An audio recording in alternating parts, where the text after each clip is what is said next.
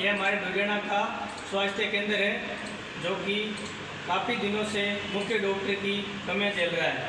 ये 6 महीनों से नर्सिंग स्टाफ के भरोसे चल रहा है। सरकार जल्द से जल्द मुख्य डॉक्टर लगाने की कृपा करे। मुख्य डॉक्टर न होने के कारण मरीजों को बहुत समस्याओं का सामना करना पड़ रहा है।